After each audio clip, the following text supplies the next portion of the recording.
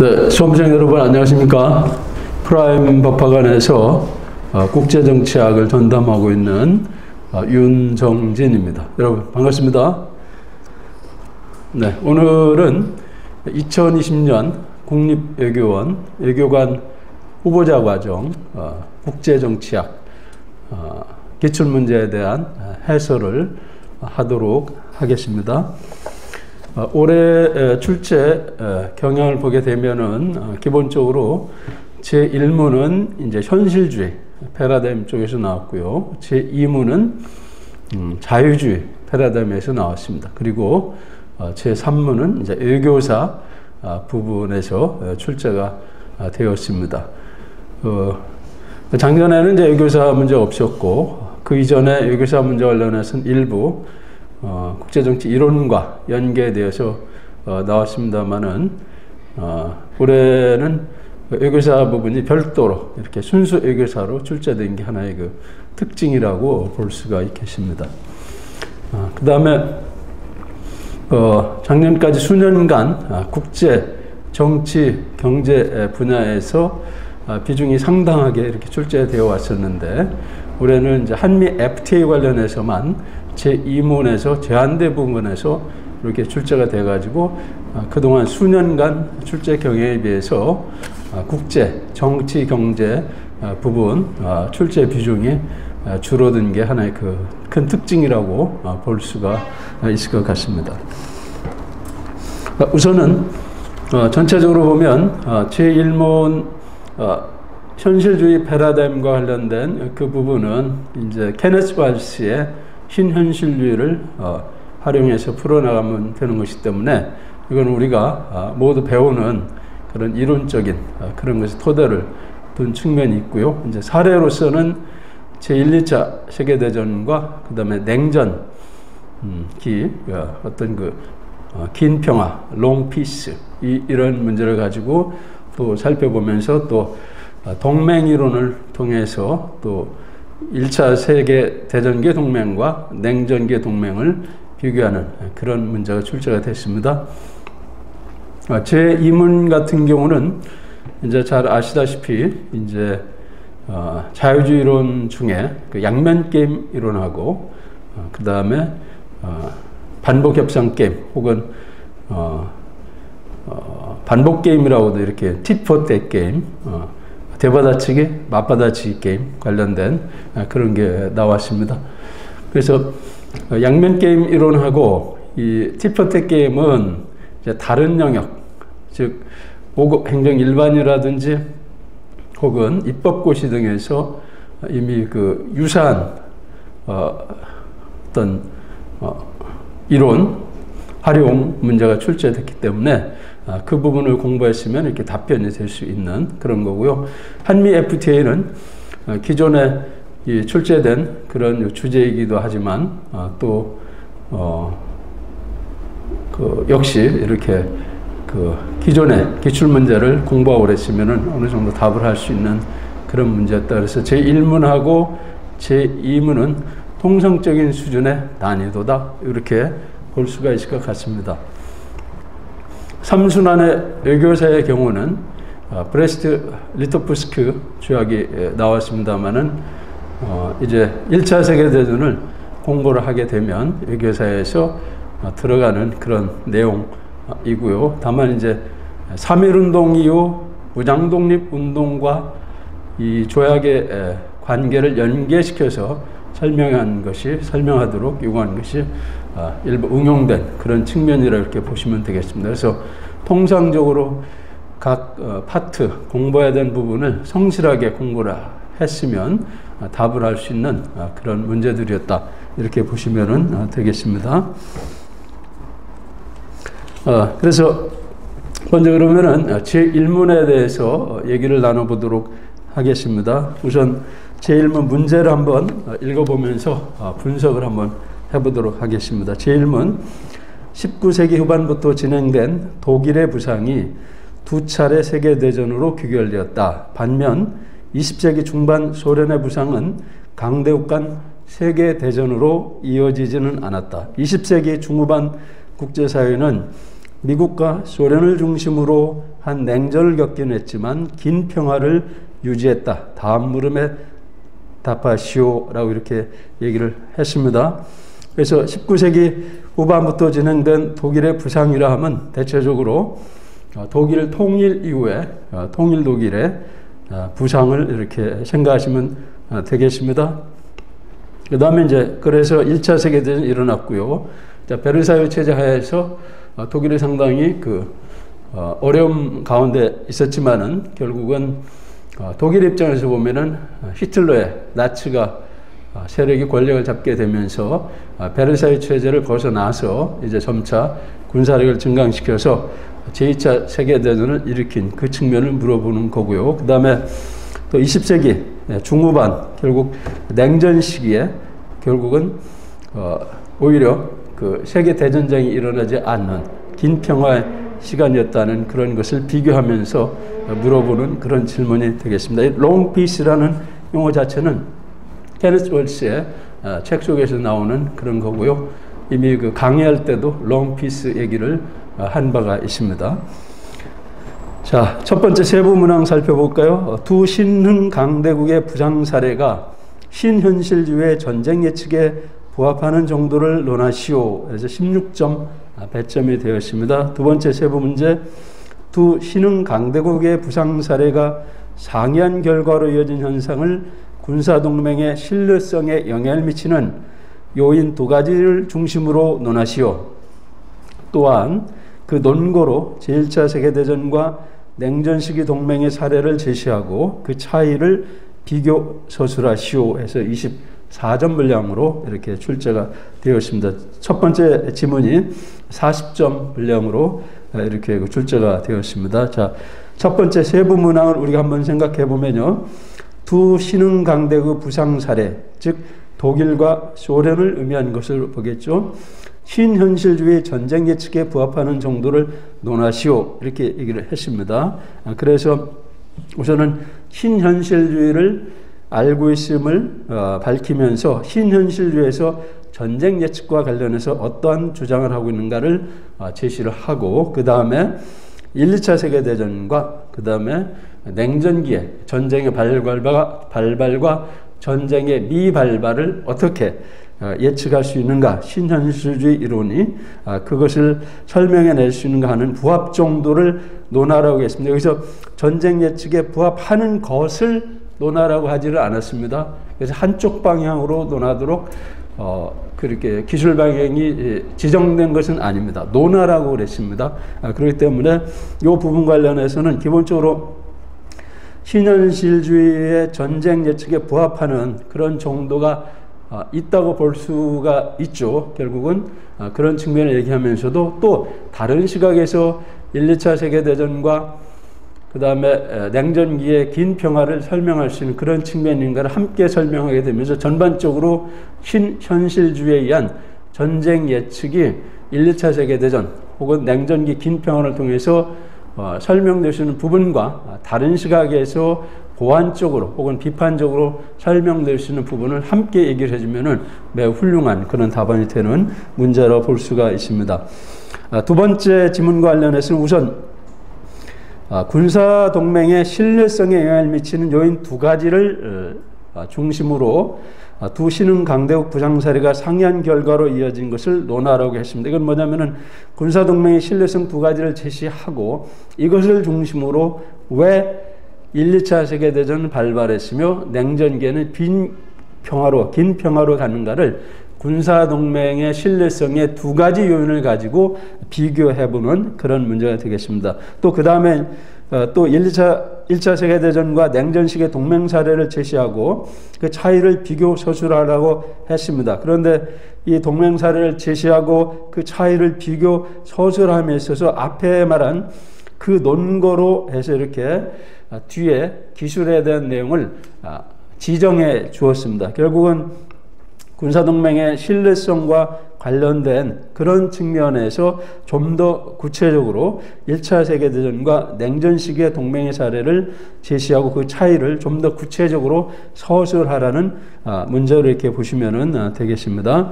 서론 부분 관련해서는 일단 지문과 세부 문항을 통해서 이렇게 서론을 작성하셨으면 되겠습니다. 다만 서론을 작성할 때 결국은 이 지문과 세부 문항과 연관된 그 연계성이 높은 그런 내용에만 좀 더 우수한 그런 서론이 될 수 있다, 이렇게 말씀을 드릴 수가 있겠습니다. 자, 그러면 이제 본론 작성할 때 목차로 보게 되면 우선 서론을 제시하고요. 두 번째 목차는 세부 문항 2를 활용해서 뭐 두 신흥 강대의 부상 사례와 신현실주의 전쟁 예측 부합 정도 이렇게 하고, 그 다음에 우선은 그 다음에 이제 항으로서는 절로 들어간다면은 1 해가지고 케네스 왈츠의 신현실주의와 전쟁 예측 관련된 그런 이론적인 내용을 제시해 주고요. 그 다음에 두 번째로는 두 신흥 강대국의 부상 사례에 대한 이러한 그 신현실 차원의 전쟁 예측이 얼마나 부합되는가를 설명을 해주면 되고요. 또 그런 다음에 결국은 이 신현실주적으로 1, 2차 세계대전과 냉전기의 긴 평화를 설명했을 때 거기에 대해서 보완적인 혹은 비판적인 시간 무엇이 있는가, 이런 것을 제시해 주면은 좋은 답이 되게 될 겁니다. 그 다음에 다음 장 목차로 가서는 보시면은 두 번째 세부 문항을 활용해서 두 신흥 강대국 부상 사례의 결과, 동맹의 신뢰성, 그리고 동맹의 사례 비교, 이런 그 타이틀 한번 잡아보고요. 그 아래 절로서는 그 두 번째 세부 문항의 앞부분을 물어본 것을 이제 그 절의 목차로 해서 두 신흥 강대국 부상 사례 차이와 동맹의 신뢰성 문제를 가지고 이렇게 제시를 해주면 되고요. 그 다음에 두 신흥 강대국 부상에 따른 결과였던 그 차이를 설명을 이렇게 해주면 되겠습니다. 그 다음에 1차 세계대전과 냉전 시기의 동맹 사례를 동맹의 신뢰성을 중심으로 설명하면서 이 전쟁이냐 아니냐를 좀 더 구체적으로 설명을 해주면 좁은 답이 될 것 같습니다. 그 다음에 이제 결론은 대체적으로 그 서론과 본론에서 다뤄진 내용을 전체적으로 응축하면서도 단순히 그 서론 본론에서 했던 내용을 반복 기술하는 것이 아니라 나름대로 이론적인 혹은 정책적인 혹은 뭐 한반도와 관련된 혹은 이런 등등 시사점, 이런 것들을 나름대로 이렇게 제시를 해주면 좋은 결론이 될 것으로 생각이 듭니다. 1번 서론하고 마지막에 결론은 수험생마다 매우 상이한 내용으로 기술이 되어 있을 겁니다.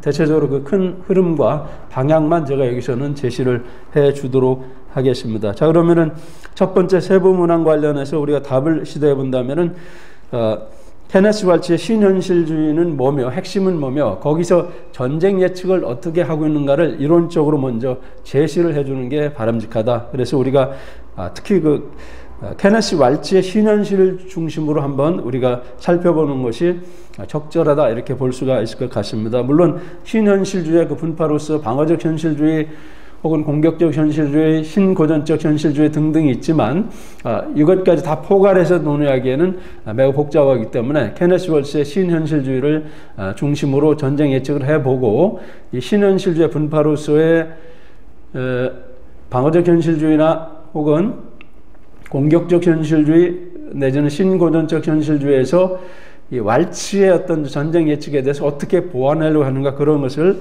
뒷부분에 제시를 해주면은 좋을 것 같습니다. 이제 사례 분석을 하고 나서요. 그래서 우선 기본적으로 왈츠의 신현실주의는 국제체제 구조로서의 극성을 매우 중요시하고요. 핵심 내용만 이렇게 얘기를 하자면요.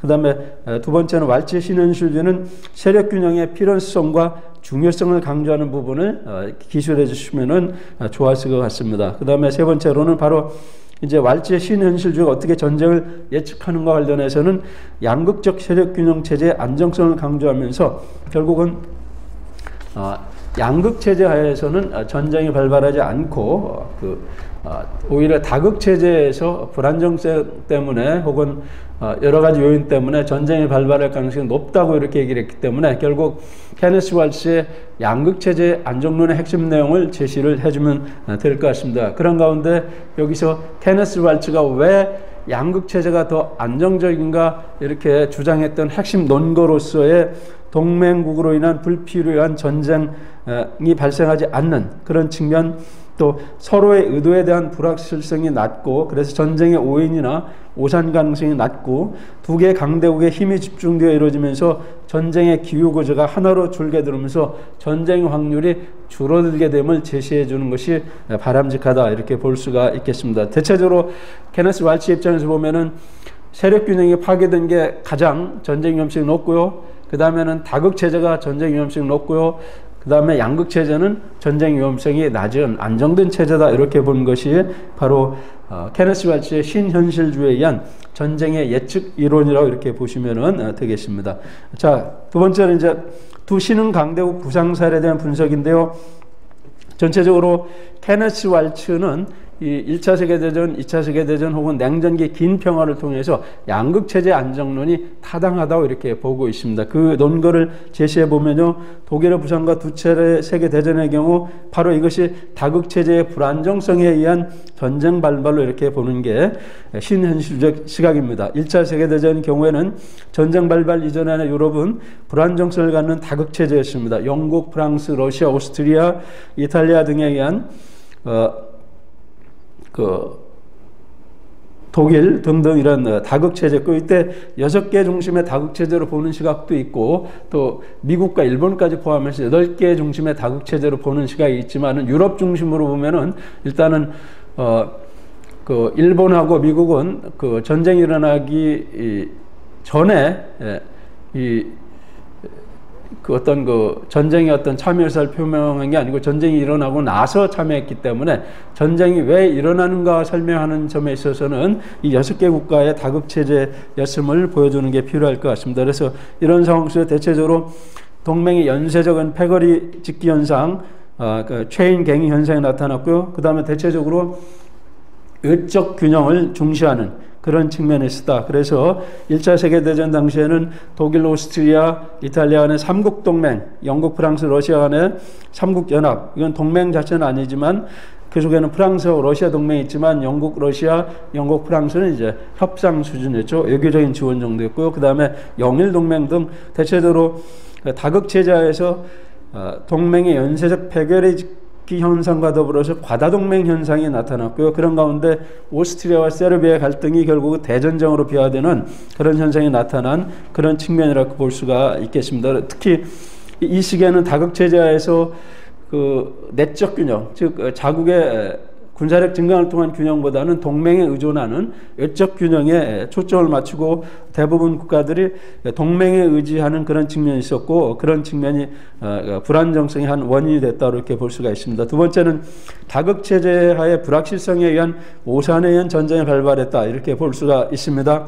사실 다극체제에서는 강대국들 간 관계는 누가 누구를 위협하는지, 누가 대응할지, 다른 국가의 행위로부터 누가 이득을 보고 누가 손해를 볼지 등이 불확실합니다. 케네스 왈츠가 Theory of International Politics 한 내용입니다. 국제 정치학 이론이라는 곳에서. 그래서 이러한 불확실성에서 결국은 전쟁에 대한 그 오산들과 오판들이 있었다고 볼 수가 있습니다. 그래서 사실은 독일 같은 경우는 전쟁을 시작을 했지만 러시아가 참전할까, 영국과 프랑스 참전할까 이런 것에 대한 오산이 있었습니다. 그런 측면이 있었고요. 그런 면에서 오산이 이 불확실성하의 다극체제에서 발발했고 이런 것들이 세계 대전쟁으로 이렇게 이어지는 그런 결과를 가져왔다 이렇게 설명을 할 수가 있습니다. 그 다음에 다극체제에서 전쟁의 기회구조가 다양했습니다. 그래서 이 시기에 보게 되면은 영국과 독일 간의 세계 패권을 둘러싼 갈등 구조, 그 다음에 결국은 독일에 의한 통일 이후에 1871년 이후에 통일 독일이 프랑스를 포위하면서 프랑스에 의한 대독 복수전을 억제하려고 한 그런 측면이 있었고 이런 것을 탈피하려는 소련과 독일에 대한 어떤 복수전 이런 것들 갈등 구조가 있었습니다. 그 다음에 발칸반도를 둘러싸고 오스트리아와 러시아 간에 주된 그런 갈등 구조들 여러 개의 갈등 구조가 있었고 그 가운데 결국 발칸반도를 둘러싼 갈등 구조가 오스트리아와 세르비아 간의 전쟁으로 촉발되게 되면서 그것이 확산되게 되면서 1차 세계대전이 일어났다. 결국은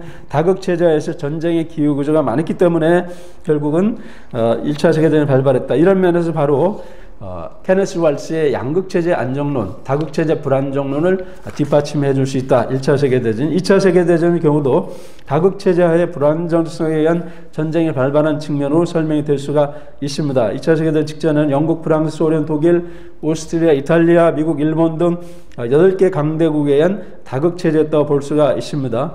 그런 가운데 추축국은 삼국동맹을, 연합국 측은 그러나 동맹이나 이런 것보다 영국과 프랑스의 이 책임전가, 벅패싱이 있었고요. 그 다음에 소련 같은 경우는 독일과 1939년 8월에 불가침 조약을 맺는다든지, 영국은 일단 미국은 유럽 문제에 대해서 불간섭하려고 하는 등등, 전체적으로 보게 되면은 삼국 동맹 쪽으로 이렇게 가는 쪽으로 이렇게 형성이 되어 있었습니다. 물론 그런 가운데지만 다른 연합국 측은 사실은 동맹이 그렇게 뚜렷하게 형성이 되지 않는 가운데 약간 과수동맹 현상이 나타났었다고 이렇게 볼 수가 있습니다. 그렇게 보시면 되고, 그래서 전체적으로 보면은 팽창하려고 하는 독일에 대한 충분한 세력 균형이 다극체제이지만 세력 균형이 제대로 이루어지지 못한 그런 측면이 불안정의 요인이었고요. 그 다음에 다극체제의 불확실성의 오산에 의한 전쟁 발발의 측면도 있습니다. 사실은 영국이나 프랑스는 뮌헨 협정이라는 걸 통해서 대독 유화 정책을 펴게 되면 독일이 팽창 정책을 그만 멈출 것으로 그렇게 오산했고요. 독일은 영국, 프랑스가 유화 정책을 펴는 것을 보고 독일이 팽창 정책을 펼 때 영국이나 프랑스가 참전하지 않을 것으로 이렇게 오산하는 그런 측면이 있었다, 이렇게 볼 수가 있습니다. 그 다음에 독소 불가침 조약이 맺어지기 때문에 러시아는 독일이 소련을 침공하리라고 제대로 예측하지 못한 이런 오산과 오판의 상황 속에서 바로 2차 세계대전이 있었고 확산되어 갔다, 이렇게 볼 수가 있습니다. 전쟁 이전은 역시 다극체제에서 강대국 간의 갈등 구조도 여러 개가 있었습니다. 역시 영국과 독일 간의 패권을 둘러싼 갈등 구조에다가 결국 소련 공산주의에 대한 영국, 프랑스, 미국 등 자본주의 진영 간의 갈등 구조도 있었고요. 그 다음에 중일전쟁을 시작한 일본이 결국 중장기적인 중일전쟁 대비로 해서 자원을 확보하기 위해서 이제 남방정책을 펴게 되잖아요. 인도네시아나 인도차이나 반도로 내려올 때 그런 것과 관련해서 이제 그 지역에 식민지를 갖고 있었던 영국과 프랑스 대 일본 간의 갈등 구조가 있었고, 그 다음에 아시아 태평양 지역에서 팽창하는 그런 일본에 대한 미국, 일본 간의 갈등 구조 등 여러 개의 갈등 구조가 있었고요. 그런 가운데 결국은 이 독일의 폴란드 침공에서 2차 세계대전이 시작됐고, 그 다음에 이 아시아 태평양 지역에서는 일본의 진주만 폭격에 의해서 결국 태평양 전쟁이 시작되었다라고 이렇게 볼 수가 있습니다. 그래서 대체적으로 다극체제에서 여러 개의 갈등 구조가 있었고 전쟁의 기후 구조가 많았고 그런 것들이 전쟁을 일어나게 하는 확률을 높였다, 이렇게 설명할 수 있기 때문에 역시 케네스 왈스의 양극체제 안정론을 뒷받침해 줄 수 있는 그런 사례고, 다극체제 불안정론이 맞아떨어진 사례로 볼 수가 있습니다. 소련의 부상과 냉전기의 장기간 평화 관련해서 보면은 케네스 왈츠가 대표적으로 보는 양극체제의 안정론 시기라고 이렇게 볼 수가 있습니다. 그래서 냉전 시기에 대전쟁이 발생하지 않은 것은 양극체제가 갖는 그 자체의 근본적인 안정성 때문에 그렇다라고 이렇게 봅니다. 그러면은 이런 냉전기의 장기간 평화가 가능했던 것은 바로 양극체제 때문에 그러는데, 이 양극체제는 기본적으로 미국과 소련 간에 형성이 되었고요. 각국은 특히 초강대국으로서의 미국과 소련은 군사적 독립성을 어느 정도 유지했고요. 동맹에 의존하는 외적 균형보다는 자신의 군사력에 의존하는 내적 균형에 근거한 세력 균형을 이루고 있었다, 이렇게 보시면 되겠습니다. 그렇기 때문에 기본적으로 여러 가지 갈등 구조나 이런 것이 있긴 있었지만 변화의 가능성이 있었지만은 세계 대전은 일어나지는 않았습니다. 그래서 예를 들어서 나토에서 프랑스가 탈퇴한다든지 결국은 중소 간의 어떤 갈등이 발생한다든지 이런 것들이 있긴 있었지만 양극체제로 흔들지는 못했고 결국 양극체제 하에서 장기간 안정이 가능했다고 볼 수 있고요. 또 지역적인 전쟁으로서 한국 전쟁이라든지 베트남 전쟁이라든지 이런 것이 발생하긴 했지만 그러나 이런 것들이 결국은 미국이나 소련에 의한 어떤 과잉 개입의 현상으로 볼 수는 있지만 오히려 양극체제에서 오산의 가능성은 줄이게 되면서 결국 미국과 소련 간의 세계 대전쟁은 발생하지 않았다 이렇게 우리가 볼 수가 있습니다. 그 다음에 양극체제 그 자체의 안정성으로 인해서 장기간 평화가 가능했다고 볼 수가 있습니다. 그래서 케네스 왈츠 같은 경우는 두 개의 초강대국이 존재함으로써 전쟁의 기회구조가 하나로 줄어들게 되었고 그로 인해서 전쟁 확률도 낮아졌고 그것이 바로 냉전 기간에 대전쟁이 일어나지 않고 긴 평화가 이루어졌던 큰 원인이라고 보고 있습니다. 그래서 케네스 왈츠는 미소가 핵무기를 갖고 있으면서 상호 어떤 확증 파괴의 핵 억제력 때문에 전쟁이 일어나지 않은 그런 그 보완적 설명이 가능할 수 있다고 봤지만 그래도 근본적으로 긴 평화가 유지되는 것은 양극체제가 갖고 있는 근본적인 안정성, 전쟁의 기회구조가 한 개밖에 없어가지고 결국 전쟁의 확률이 낮아진 그런 측면에서 긴 평화가 가능했다고 본다면 이 역시 왜 어떤 때는 전쟁이 발생하고 왜 어떤 때는 전쟁이 발생하지 않는가에 대한 케네스 왈츠의 신현실주의 차원의 전쟁 예측 모델을 뒷받침해주는 그런 사례라고 볼 수가 있습니다. 그래서 지금까지 세 사례를 보게 되면은 대체적으로 케네스 왈츠의 신현실주의 전쟁 예측을 1, 2차 세계대전과 냉전기 긴 평화가 뒷받침해주고 있으며 결국은 전쟁 예측 그 모델을 상당히 뒷받침해주는 부합 정도가 상당하다 이렇게 평가를 할 수가 있습니다. 그러나 기본적으로 케네스 왈츠만 국제정치 이론가가 아니기 때문에 또 신현실주의자들에도 방어적 현실주의, 공격적 현실주의, 신고전적 현실주의자들은 케네스 왈츠의 신현실주의를 일부 보완하는 그러한 주장을 하긴 했습니다. 양극체제가 안정적이라는 그 자체는 거부하지는 않지만 그래서 스테판 에버러 같은 경우는 극성 외에도 각 국가가 갖고 있는 어떤 그 공격 우회 군사 독트린이라든지 군사력 이런 것들이 전쟁이냐 아니냐 이런 데 영향을 미칠 수 있다고 보고요. 특히 1차 세계대전 경우에는 뭐 양극체제가 아닌 다극체제 불안정성도 있지만 그 당시에 공격 우회 독트린과 공격 우회 군사력 이를 토대로 한 선제 기습 공격에 대한 어떤 그 선호 이런 것들이 1차 세계대전을 설명할 수 있다고 해서 보완적으로 이렇게 설명하고 있습니다. 극성만 가지고 설명하는 것에다 보완적인 추가적인 변수를 통해서 설명을 하고 있고요. 그 다음에 공격적 현실주의자 존 미어샤멜 같은 경우는 다극체제와 양극체제 중 양극체제도 안정적이긴 하지만 그러나 다극체제 속에는 대체적으로 다극체제를 구성하고 있는 국가들의 힘이 비슷비슷한 균등성 있는 경우가 있고 힘의 차이가 있는 불균등한 그런 경우들이 있게 되는데 대체적으로 이 1, 2차 세계대전 당시에 다극체제이면서도 불균등한 그런 어떤 다극체제이기 때문에 더욱더 불안정했고 그것이 전쟁을 촉발했다 이렇게 설명을 하고 있으면서 결국은 추가적인 변수를 통해서 설명을 하고 있습니다. 그 다음에 신고전적 현실주의 대표자로서 랜달 스웰러 같은 경우는 결국 이익균형론을 내세우게 되면서 결국은 그 1, 2차 세계대전 직전에 그런 각 국가들이 현상 유지적이기보다는 전쟁을 일으킨 국가의 경우는 현상 타파적인 성향을 갖고 있었고 이 현상 타파적 성향 속에서는 방어적인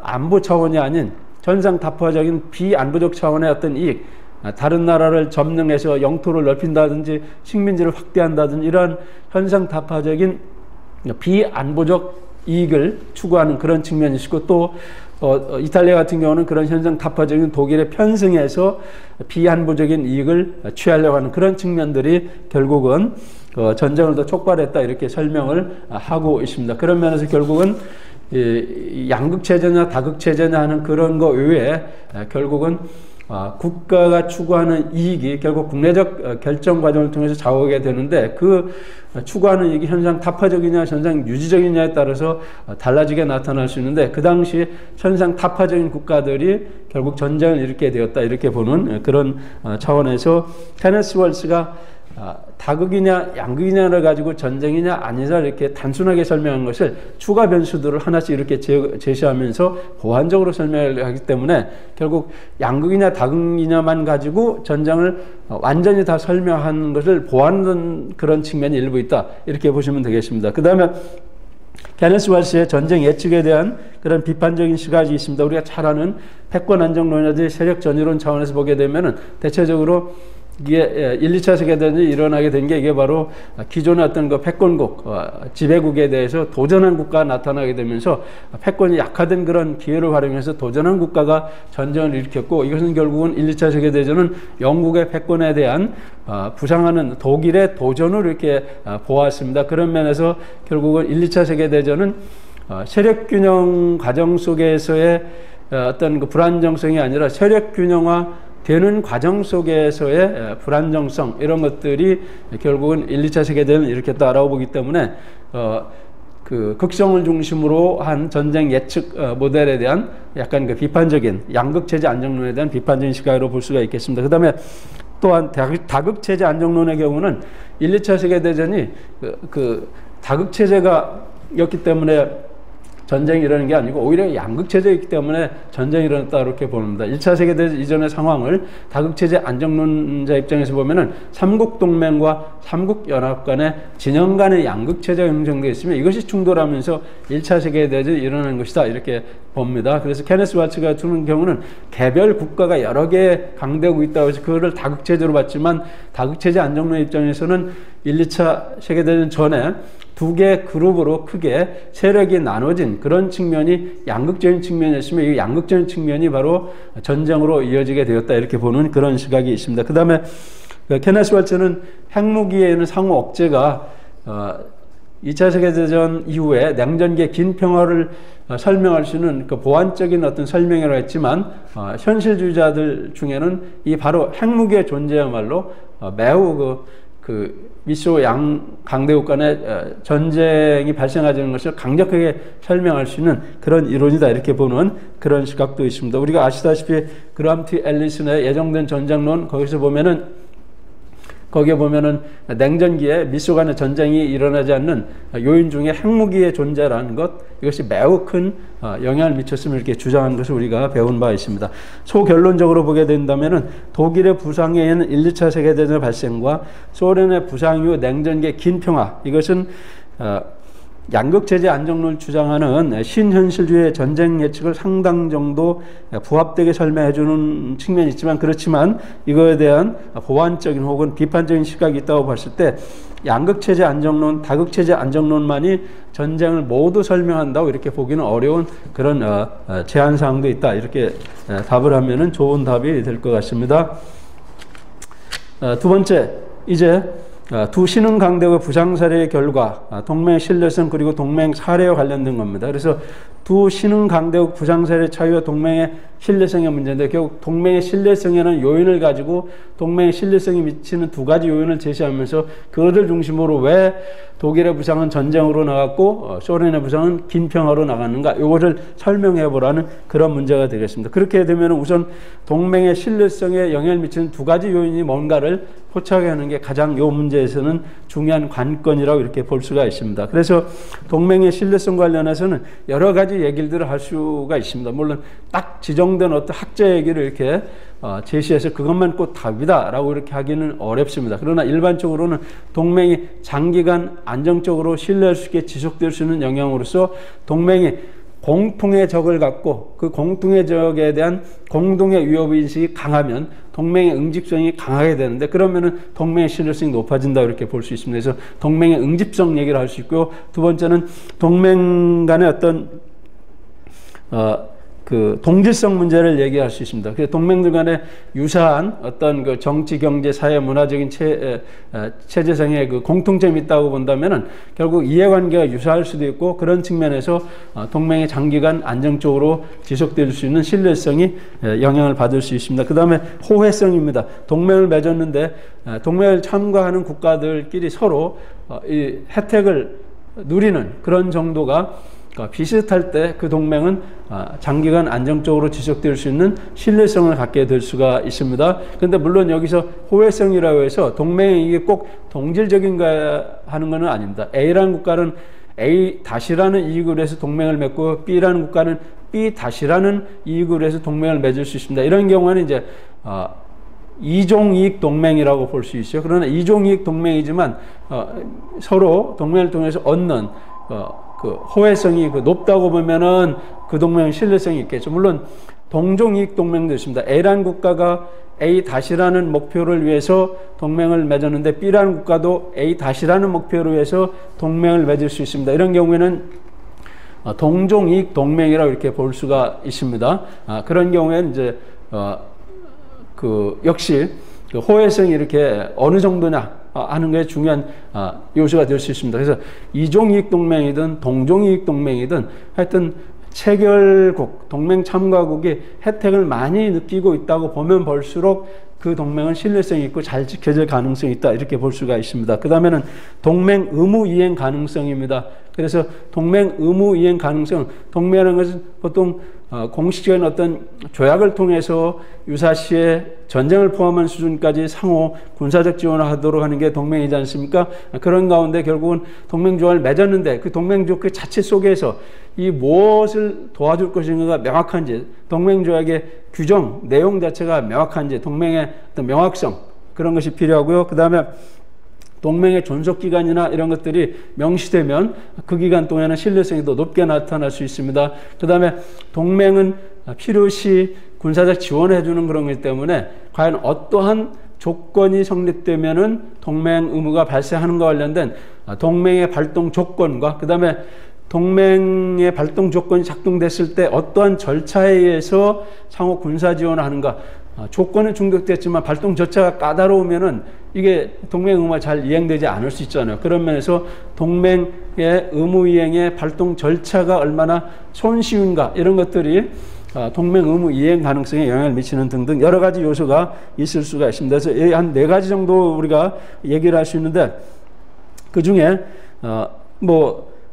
동질성과 동맹 의무 이행 가능성이라든지 호혜성과 동맹 의무 가능성, 이렇게 2가지 정도 이렇게 선정을 해도 좋을 것 같습니다. 그러나 1, 2차 세계대전과 냉전기를 보게 된다면 대체적으로 이 동맹의 응집성이 얼마나 강했냐 안 강했냐 이런 것들을 가지고 보면 좋을 듯 하기도 하고요. 혹은 또 동맹 호혜성을 중심으로 이렇게 볼 수도 있습니다. 동맹을 통해서 얼마나 서로 만족스러워하는가 이런 걸 볼 수도 있는데, 그 다음에 동맹 의무 이행 가능성도 볼 수 있고, 그래서 대체적으로 이 중에 동맹의 의무 이행 가능성은 기본적으로 들어가는 게 좋을 것 같고, 응집성이라든지 동질성이나 호혜성 그 중 하나를 선택할 수 있는데 대체적으로 응집성을 선택하면 설명이 좀 수월할 것으로 이렇게 생각이 듭니다. 다만 답안 작성한 그러한 내용들 중에 글렌 스나이더의 동맹의 딜레마 이론을 활용해서 포기와 연루를 동맹의 신뢰성에 미치는 2가지 요인이다, 이렇게 설명한 그런 답안이 있을 수 있습니다.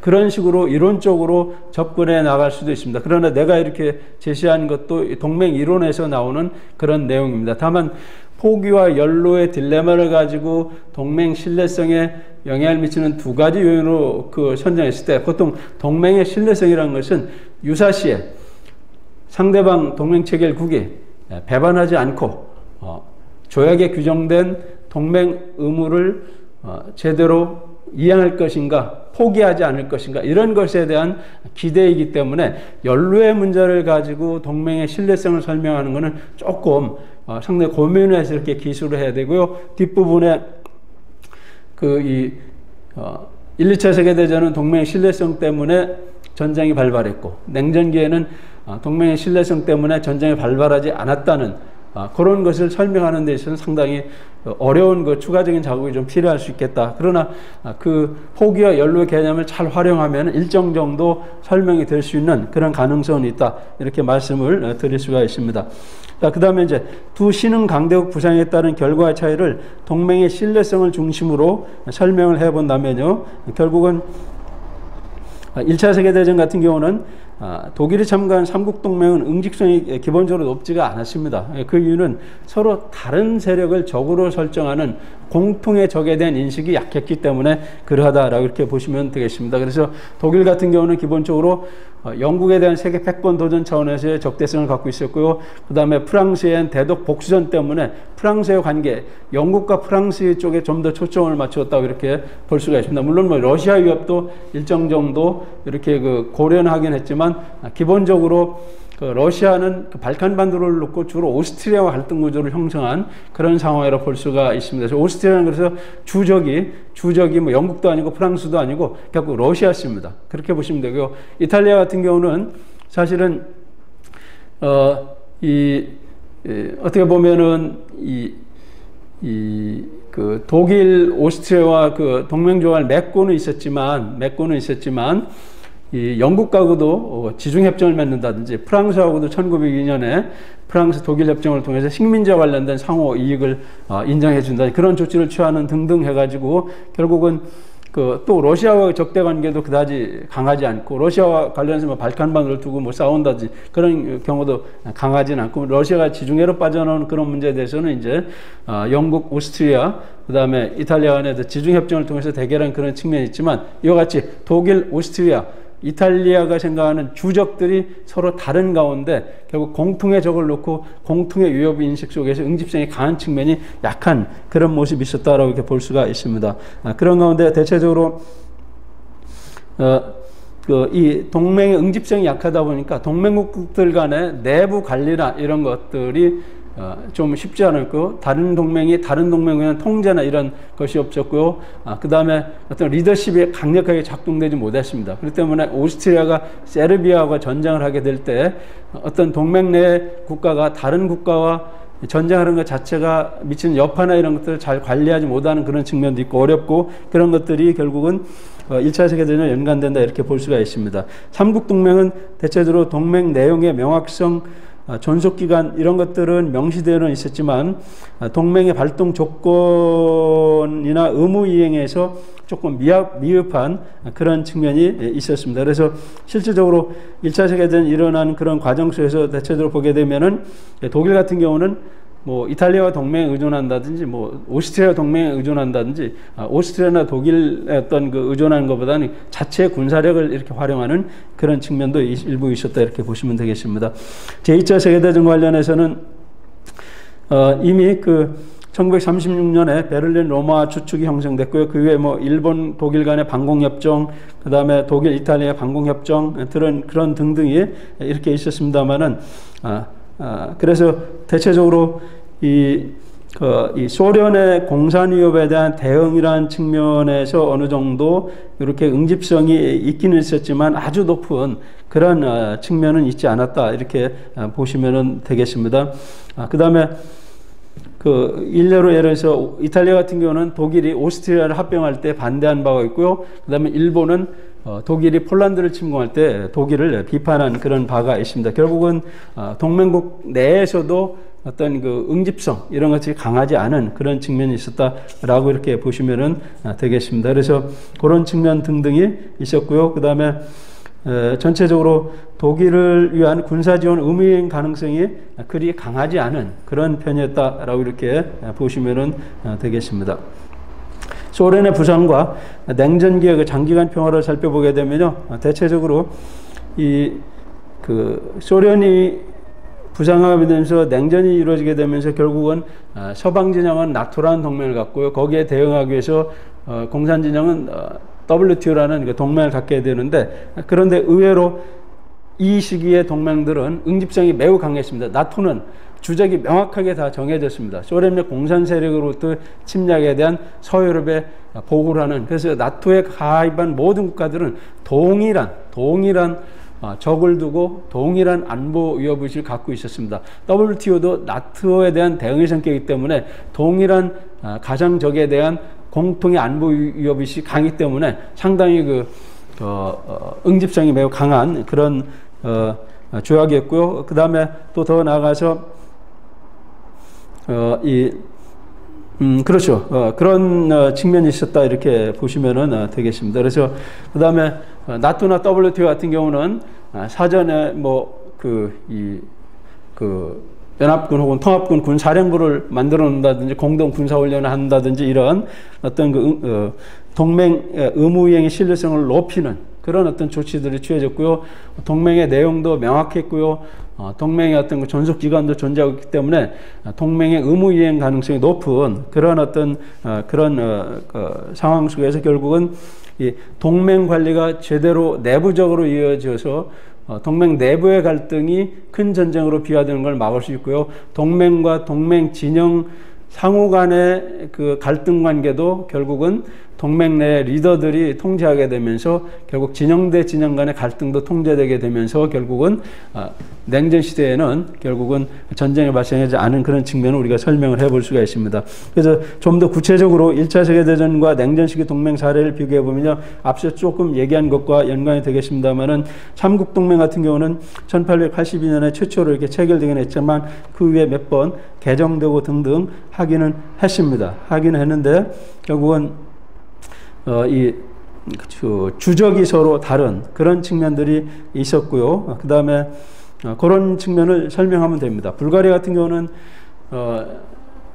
소련으로부터 위협은 별로 크게 느끼지 않았습니다. 그래서 예를 들어서 독일이 불가리아로 하여금 대소전을 적극 전개하도록 요구했을 때 불가리아는 매우 소극적으로 나오게 된다든지, 그래서 어떤 그 공통의 어떤 그 위협인식 이런 것이 약한 데서 나타난 그런 측면들이다라고 이렇게 보시면 되고요. 오토만 제국 같은 경우는 1차 세계대전 때 독일 편에 서긴 했지만 다른 데 관심 있다기보다는 과거의 일은 러시아에 잃었던 그런 그 실제를 회복하는 그런 데 주로 초점을 맞추는 그런 측면에 있는 등, 그래서 이 1차 세계대전에 삼국동맹 측에 섰던 그런 국가들은 공동위협 인식이 낮았다 이렇게 보시면 되겠습니다. 그 다음에 동맹의 의무 이행에도 한계가 있었다라고 봤는데요. 결국은 이 삼국동맹의 경우는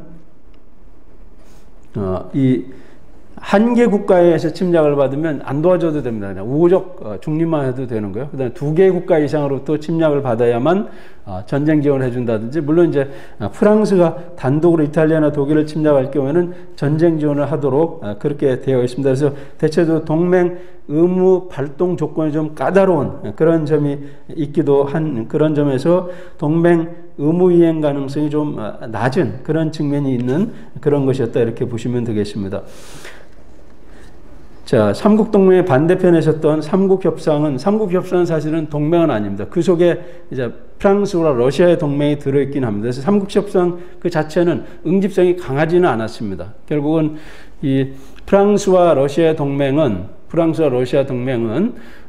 독일이나 오스트리아를 이렇게 적으로 상정한 그런 측면이 있지만, 결국 프랑스는 독일을 주적으로 보는 측면이 있었고, 러시아는 오스트리아의 침공, 발칸반도 문제를 둘러싼 그런 게 주로 관심이 많은 그런 상황이었고, 영국과 러시아의 협상, 영국과 프랑스의 협상은 동맹 조약이 아닙니다.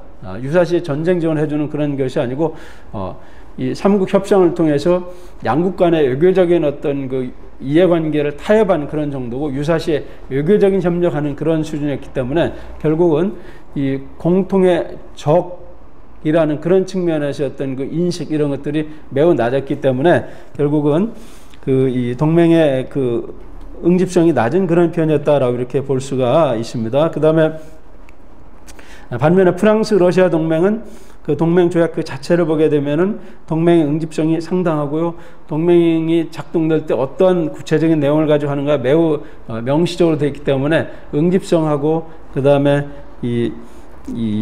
그 동맹 의무 이행 가능성이 조금 상대적으로 높게 나온 그런 측면이 있다. 그러나 삼국협상 전체로 보면은 동맹의 응집성이 상당히 낮고 동맹으로서의 의무 이행 가능성은 좀 낮은 그런 측면에 있었다. 이런 것들이 바로 1차 세계대전 시에 동맹의 신뢰성과 관련된 동맹들의 어떤 모습이다. 대표적으로 삼국동맹과 삼국협상 그 속에 프랑스, 러시아 동맹 이렇게 비교를 해보면 될 것 같습니다.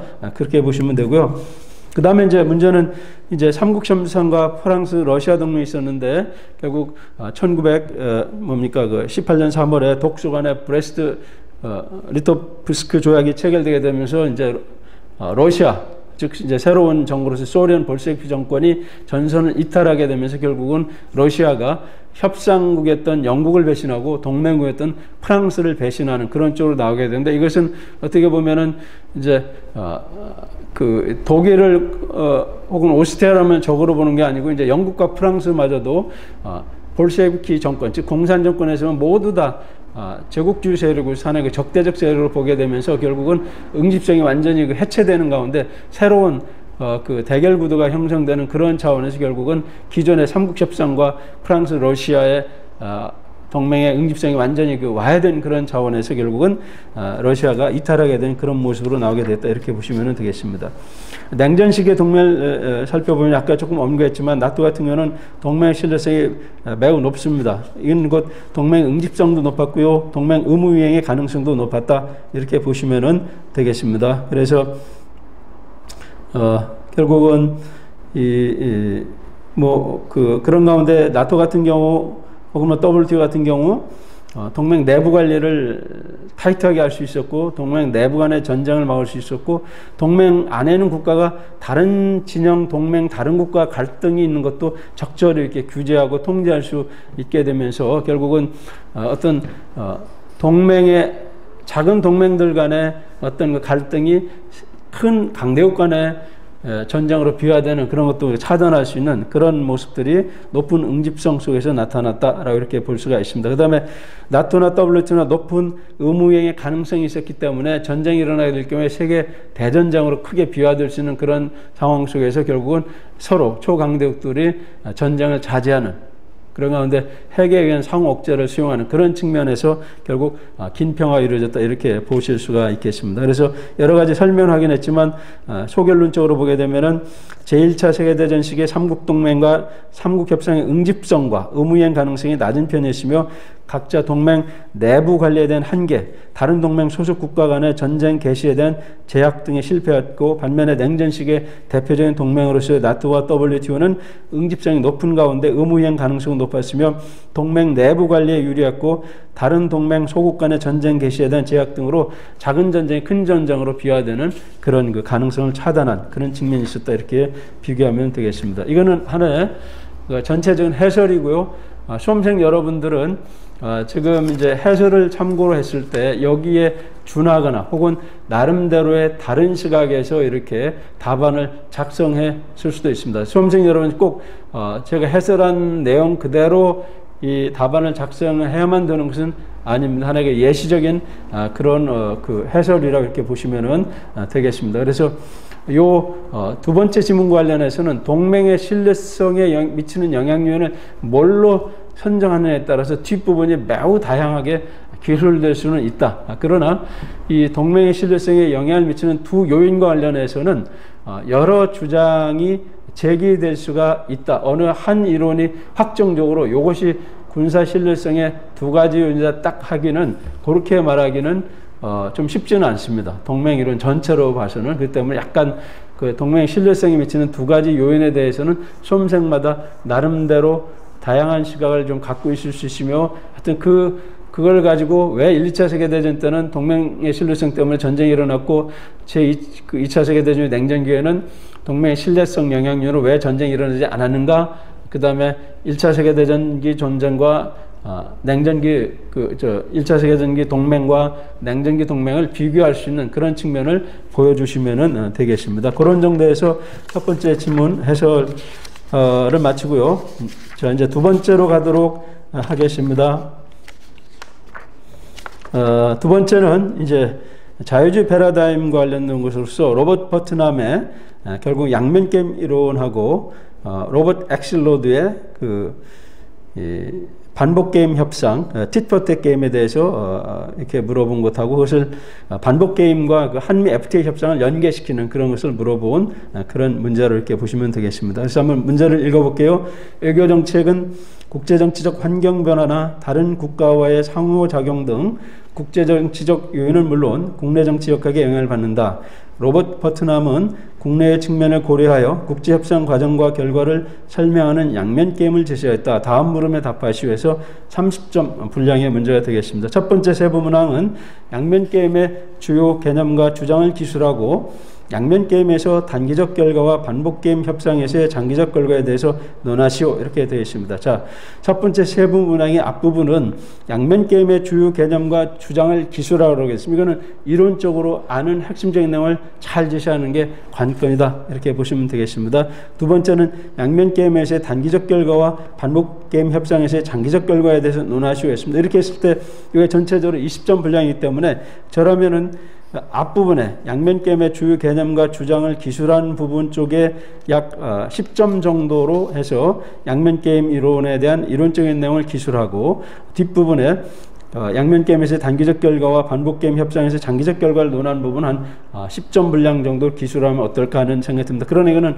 하나의 예시적인 거요. 4대 5를 할 수도 4대 6을 할 수도 있고, 뭐 3대 7을 할 수도 있고, 뭐 6대 4를 할 수도 있습니다. 그러나 대체적으로 뒷부분에 한미 자유무역 협상과 관련해서 양면게임 이론을 적용해 보라고 했기 때문에 전체적으로 그 제1 그 세부 문항에서 양면게임의 주요 개념과 주장을 결국은 너무 적은 비중으로 기술하는 것은 바람직하는 것은 않다. 그래서 최소한 40% 내지는 50% 정도 이렇게 기술하면 어떨까. 물론 뭐 60% 정도까지 해도 큰 무리는 없을 것 같습니다. 그런 정도 이렇게 기술을 해주면 될 것 같고요. 저 같은 경우는 한 50대 50 정도 기술하면 적절하지 않을까 하는 그런 생각을 해봅니다. 그 다음에 두 번째 질문은 한미 양국의 제조업과 농축산업의 로비 또는 시위가 한미 자유무역협정 협상에 미치는 영향을 양면게임을 이용하여 논하시오라고 이렇게 되어 있습니다. 그래서 우리는 이미 강의나 이런 걸 통해서 한미 FTA 때 결국은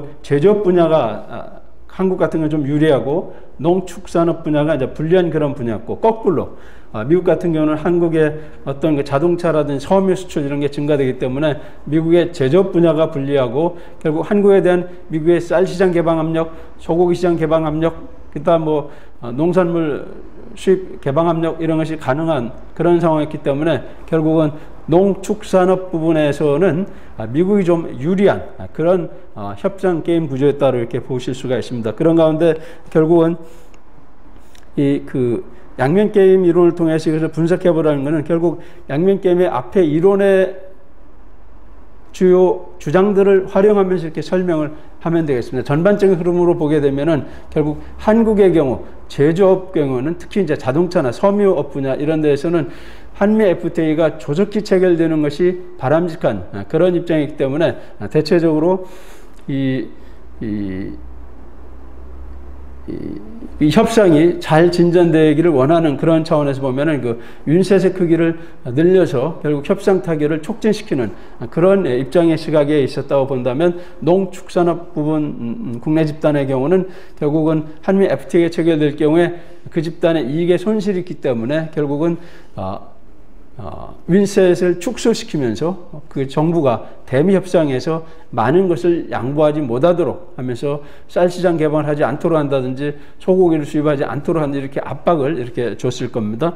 그런 측면 가운데 결과적으로 이제 타협은 쌀 시장을 개방하지 않고 쌀과 관련된 제품 관련된 부분은 개방하지 않고 다만 이제 소고기 수입은 개방을 하십니다. 그러나 소고기 수입과 관련해서도 여러 가지 그 농축산업 분야에서 반발이 많고, 그 광우병 파동에 큰 시위도 있고 등등 이렇게 하게 되면서 결국 이 소고기 수입과 관련된 안전 기준이라든지 어떤 통관 기준 이런 것들을 강화시키는 그런 쪽으로 이렇게 최종적인 결론이 나오도록 하는 그런 측면에 영향을 미쳤다 이렇게 보시면 되겠습니다. 이제 미국의 경우에는 대체적으로 미국의 제조업 분야의 경우는 이제 한국의 어떤 그 자동차나 섬유 이런 것들이 미국 시장이 크고 거기에 많이 진출할 수 있고 등등 하기 때문에 그런 면을 이제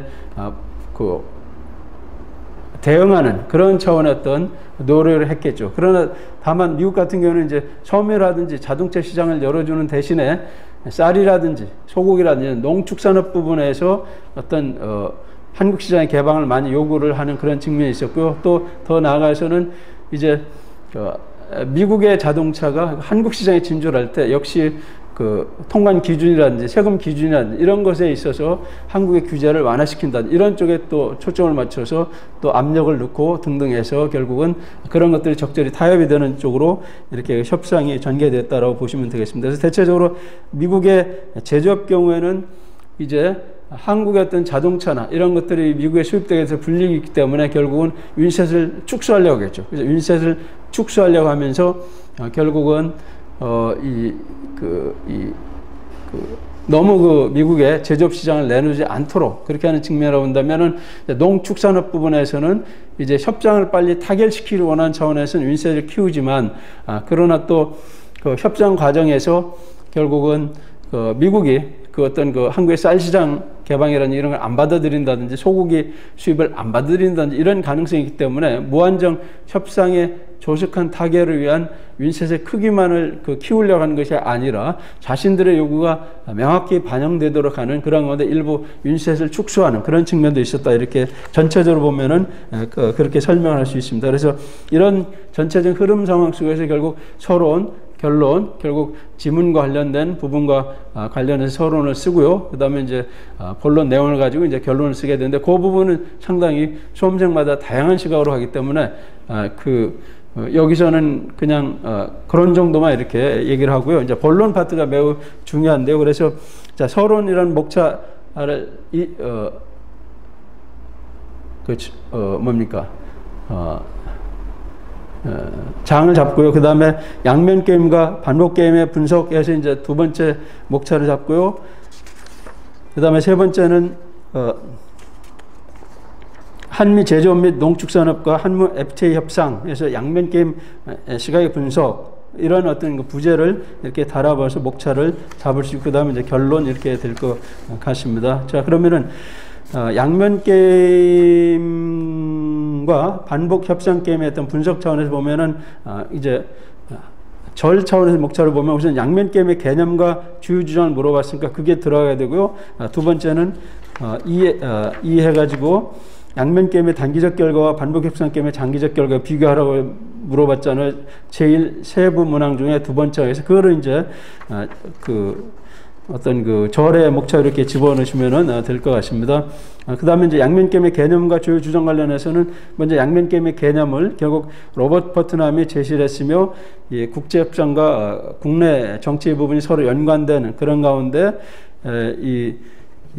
결국 국내적 협상의 제일면의 게임과 국제적 협상의 제일면의 게임이 동시에 진행되는 그런 게임을 의미하는 것으로 개념 정의를 이렇게 하시면 되겠습니다. 주요 주장 관련해서는 우선 윈셋을 얘기를 해야 되죠. 양면 게임이라서 윈셋이 뭐며 그 중요성은 뭔가, 그 다음에 윈셋의 크기와 합의 가능성은 어떠하며 윈셋의 크기와 협상에 따른 이득의 배분은 어떠하며 윈셋의 결정위원으로서의 국내 집단의 이해 및 제휴관계, 국내 제도, 국내 교섭에 임하는 교섭 담당자의 전략, 이게 다 배운 내용이잖아요. 그죠?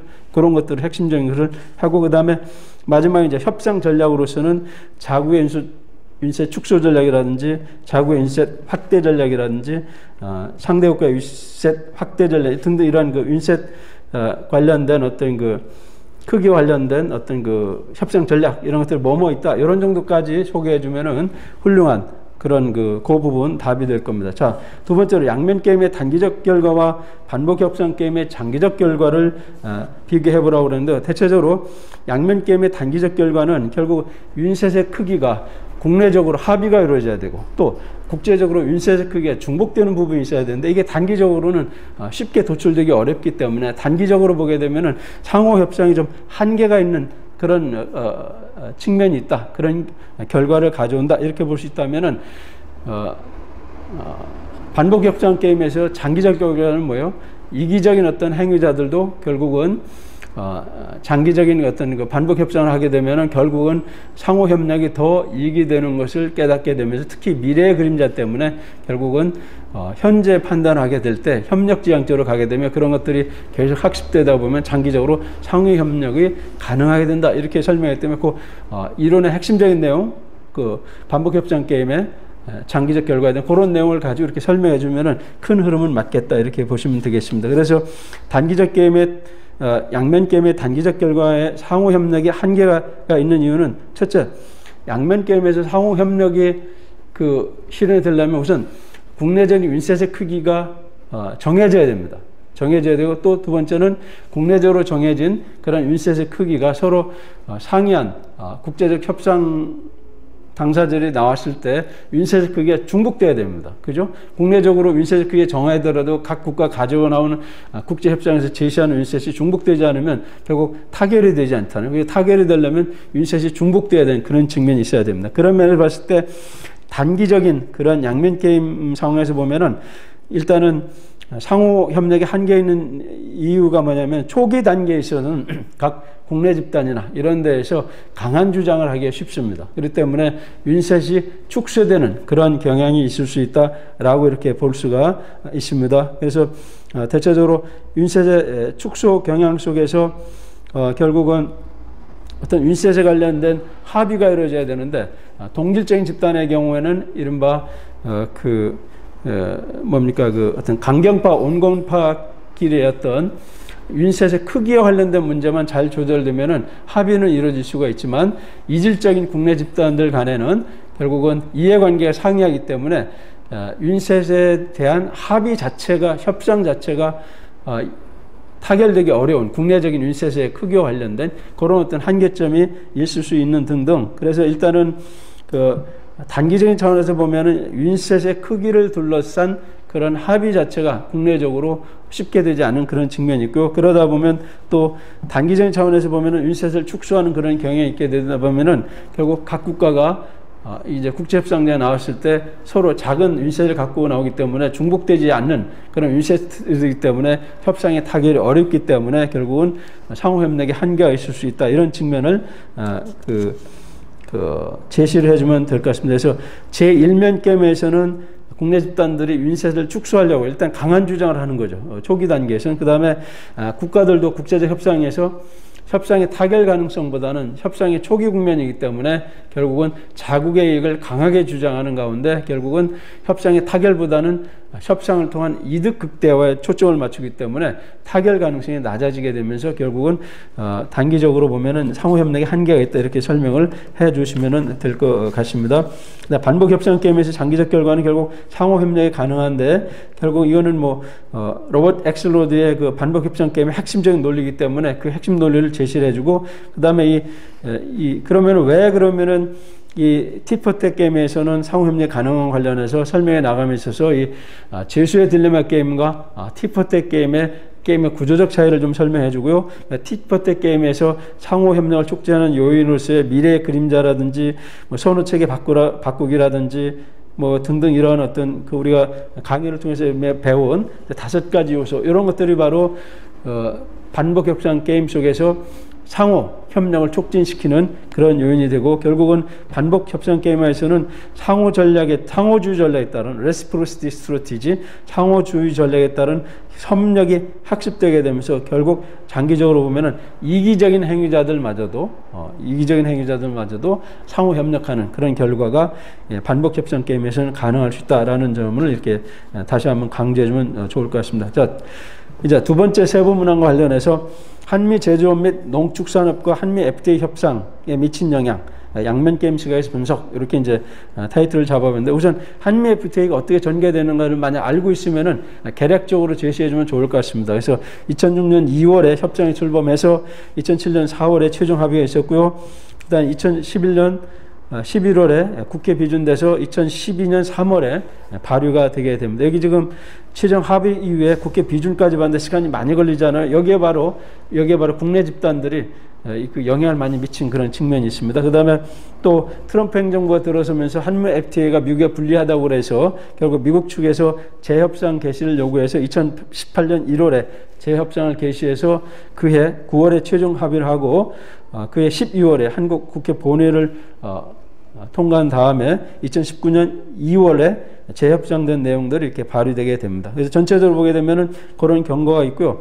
자, 그 다음에 그러면 이제 한미 제조업 및 농축산업의 시위 또는 로비가 FTA에 협상에 미친 영향을 설명해 본다면, 한국 제조업 및 농축산업이 한미 FTA 협상에 미친 영향을 살펴본다면, 한국의 제조업의 경우는 자동차 및 섬유 등 제조업 분야에서 관세 인하 등으로 대미 수출 증대가 가능했기 때문에 한미 FTA를 지지하는 입장이 있었고, 그렇기 때문에 한미 협상 타결에서 우선순위를 타결에 먼저 두게 되면서 윈셋의 크기를 키우는 그런 입장이었다, 이렇게 보시면은 되겠습니다. 그래서 대체적으로 이 제조업 분야나 이런 데에서는 이제 한미 FTA를 체결하는 그런 측면이 있기 때문에 격렬하게 반대 시위를 한다든지 빨리 하라고 그런 정도까지는 않았지만, 정치권의 어떤 로비나 이런 걸 통해서 타협이 빨리 이루어지게 하는 그런 측면에서 윈셋의 크기를 키우는 그런 측면이 있다 본다면은, 농축산업 같은 경우는 한미 FTA 과정 협상 과정에서 쌀 시장 개방 문제하고 소고기 수입이 매우 중요한 그런 것이었습니다. 그렇기 때문에 국내 농축산업 분야에서는 국내 농축산 시장 보호를 위해서 매우 강력하게 반대를 하게 됩니다. 강력하게 반대했다는 것은 윈셋을 축소했다는 거죠. 그렇기 때문에 결국 어떤 합의를 이뤄가는 과정 또는 이 합의가 발휘되는 그런 과정까지 결국은 이 시간을 끌도록 이렇게 하는 그런 어떤 영향을 미쳤다라고 이렇게 보시면은 되겠습니다. 대체적으로 결국 윈셋을 축소하는 그런 경향을 보였고, 그래서 결과적으로 보게 되면 윈셋을 축소하고 그러기 때문에 결과적으로는 쌀 시장 개방을 막아낼 수가 있었습니다. 윈셋을 줄여가지고. 그 다음에 소고기 시장도 초기에 비해서 소고기가 국내 시장에 도입될 때 안전 및 통관 기준 이런 것, 그 다음에 수입 어떤 그 부위 이런 것 관련된 기준을 강화해서 결국은 윈셋을 축소시켜서 어느 정도 미국의 양보를 얻어내서 결국 농축산물 개방에 있어서의 어떤 한국의 양보를 좀 줄이는 그런 결과를 가져올 수가 있었고요. 특히 소고기 수입 관련해서는 아주 큰 국내적인 시위나 이런 것들이 발발함으로써 결국은 우리 국내 협상자들로 하여금 작은 윗셋을 가지고 대미 협상에 임하도록 함으로써 결국은 그 협상에서 양보를 줄이도록 했고, 그런 것들을 일부 받아들여야 됐고, 또 한국에서 강력한 시위가 있는 것 자체는 미국으로 하여금 자신들이 윈셋을 키울 수밖에 없다는 것을 인식하도록 해서 미국의 윈셋을 키워서 미국의 양보를 받아내서 결국은 타결이 이루어지는 데 영향을 미쳤다, 이렇게 보시면 되겠습니다. 다만 한국 같은 경우는 뭐 제조업과 농축산업 간의 한미 FTA를 둘러싼 이질적 집단 간의 이질적 이해관계 때문에 결국은 이질적인 국내 집단들 간의 이해갈등 관계에서 나타나는 흔히 분파적 갈등의 형성 때문에 타협 자체가 쉽지 않았고, 이런 것들이 발휘되는 데까지 시간이 많이 걸리는 그러한 그 결과를 초래했다, 이렇게 보시면 되겠습니다. 미국의 제조 및 농축산업 분야로 보면요, 미국 같은 경우는 한국의 자동차 소미 분야의 대미 수출이 확대될 수 있기 때문에 분리해서 이 분야를 관련해서 윈셋을 축소하려고 이렇게 시도를 했습니다. 그래서 결국은 한국 자동차 수입에 대해서 일괄 즉시 어떤 그 관세 폐지가 아니라 단계적인 그런 관세 인하를 적용하도록 했고요. 그 다음에 대신에 또 한국에 대한 미국산 자동차 수출이나 이런 거 관련해서는 통관 규정이나 이런 그 세금 규정 이런 것들을 완화시키도록 요구를 해서 그런 것들을 일부 받아냈다. 미국의 입장에서는 그렇게 보시면 되겠습니다.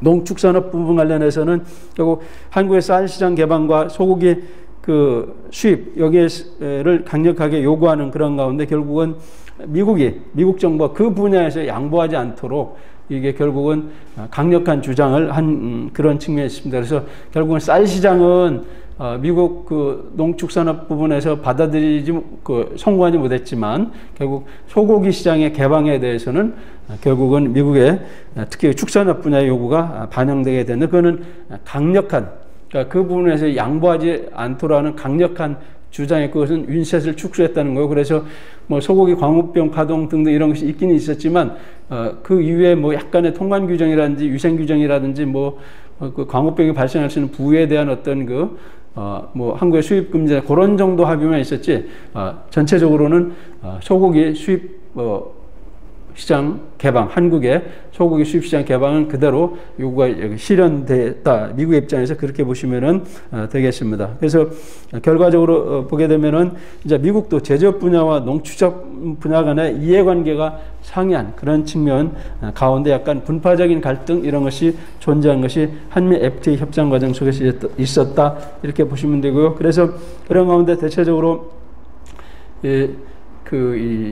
제조업과 농축산업 간의 한국 국내에서 이해관계 차이들이 결국은 최종적인 한미 FTA 이렇게 영향을 미쳤고, 또 이제 2018년부터 한미 FTA 재협상 과정이 이렇게 전개되게 됩니다만 그때 이제 미국이 불만을 표시를 했습니다. 그래서 자동차 부분 관련해서 우리가 이익을 많이 보고 그러니까 그런 면에서 미국산 자동차의 한국 수입 관련해서 미국의 이익을 좀 더 반영해 주도록 한다든지 그 이외에 뭐 서비스 분야라든지 의약품 분야라든지 이런 부분에서 결국은 미국이 좀 더 유리하게 하도록 하는 그런 정도로의 재협상이 이제 성공을 하게 돼서 그것이 지금 적용되고 있다라고 이렇게 보시면은 되겠습니다. 그래서 전체적으로 한국의 제조업과 농축산업 간의 이해관계 차이, 미국 내 제조업과 농축산업 분야 간의 이해관계 차이, 그에 따른 각 국내 집단들 간의 윤세색을 키우냐 줄이냐는 그런 문제, 그런 가운데 결국은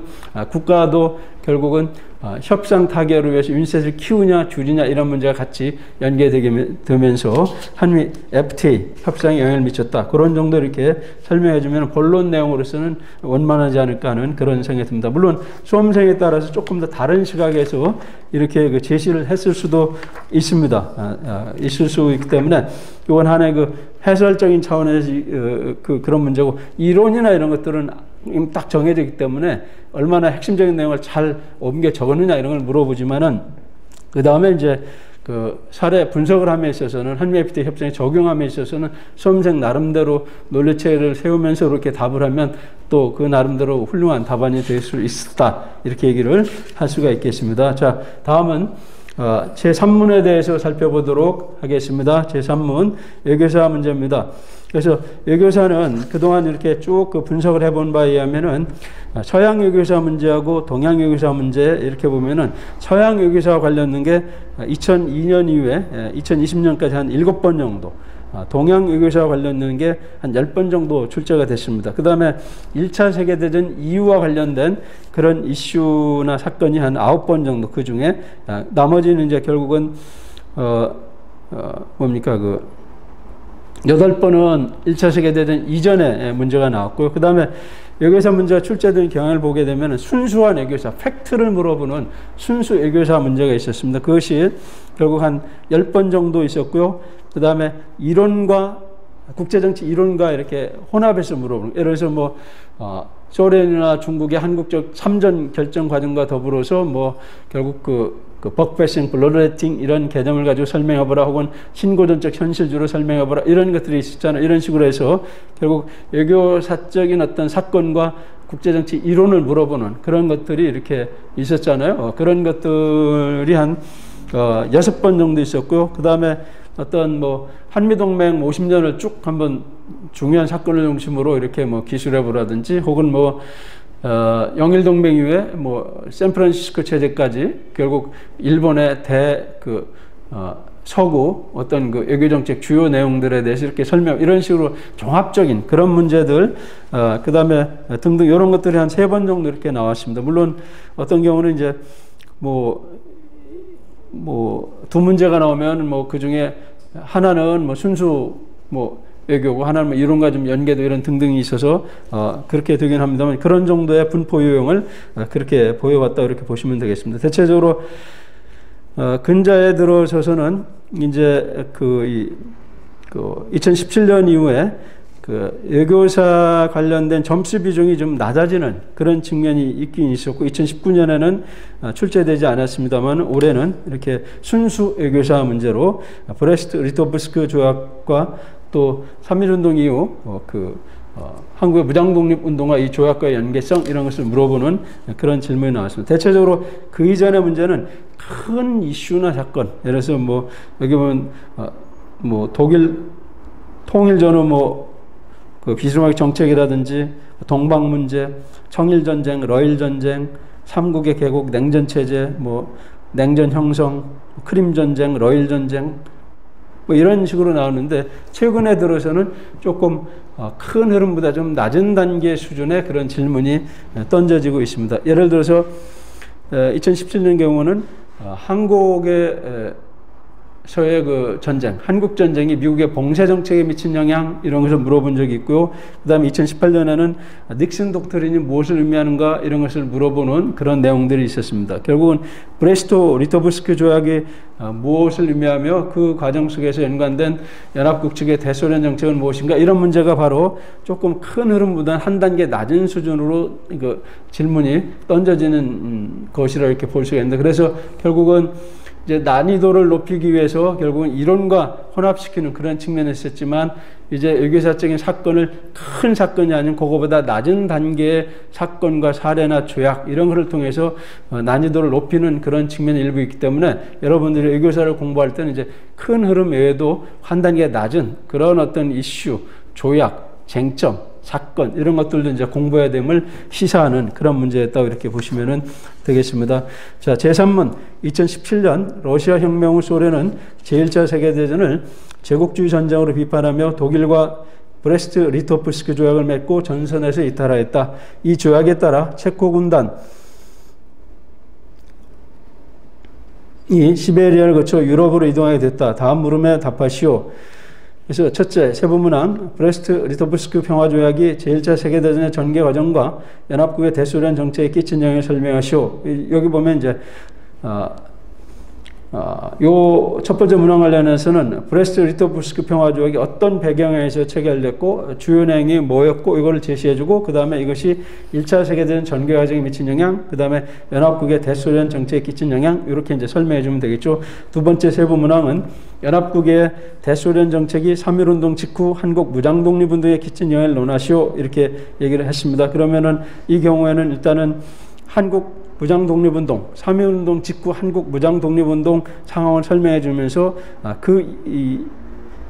이런 무장독립운동에 연합국의 대소련 정책이 어떻게 영향을 미쳤는가 이렇게 이제 설명을 해주면 되겠습니다. 그 틀을 따라서 답안의 목차와 이런 것을 기술의 내용을 이렇게 틀을 잡으면은 되겠습니다. 서론 결론 부분은 해설에서는 생략하고요. 그래서 브레스트 리토프스크 조약이 1차 세계대전 전개 과정과 연합국의 대소련 정책 끼친 영향의 첫 번째 질문이기 때문에 브레스트 리토프스크 조약 관련해서는 그 배경 결국은 1917년 2월에 러시아에서 짜르 체제 붕괴하고요. 그해 10월에 러시아에서 사회주의 혁명이 성공하면서 볼셰비키 정권이 등장하게 되고 그래서 볼셰비 정권의 그 지도자 레닌은 특히 소련의 경제 파탄이라든지 그 다음에 군의 어떤 그 사기 저하라든지 전투력 저하 이런 것 고려해 가지고 결국에는 영국과 프랑스의 그 함께 종합적인 강화조약 쪽으로 가자 전쟁을 그만두겠는데 영국이 또 프랑스가 거부하게 되면서 이제 독일과 그 세력들과의 어떤 단독 강화를 추구하게 되는 가운데 결국 1918년 3월에 그 위에 그 평화조약이 체결되게 됩니다. 그러니까 독일도 서부전선과 동부전선이라는 양면전을 수행하는 그런 과정에서 동부전선을 이렇게 해결할 수 있는 이런 조약의 필요성이 있었고 그렇기 때문에 독일도 그 부분과 관련해서 합의로 나가게 됐다라고 보시면 됩니다. 다만 이 합의 내용이 매우 소련의 항복 수준에 가까운 매우 강력한 요구를 포함하고 있었는데 소련은 그만큼 전선을 이탈하고 싶었고요. 전쟁을 그만두고 싶었고요. 독일은 그러한 의도를 아는 소련을 군사적으로 압박하면서 많은 양보를 이끌어낸 것이 바로 브레스트 리토프스크 조약이라고 보시면 되겠습니다. 그래서 주요 내용은 발틱 국가들, 에스토니아, 라트비아, 리투아니아에 대한 소련의 주권 포기, 그다음 핀란드나 우크라이나의 독립 승인, 코카서스 지방의 카르스, 아르단, 바투미 등의 터키의 할양, 그 다음에 적의군을 포함한 육해공군의 해체, 60억 마르크의 전쟁 배상금 지불 이런 합의 거의 항복조약 비슷한 수준의 강화조약이 체결되게 되었습니다. 이로 인해서 소련은 경작지의 32%, 석탄 자원의 89%,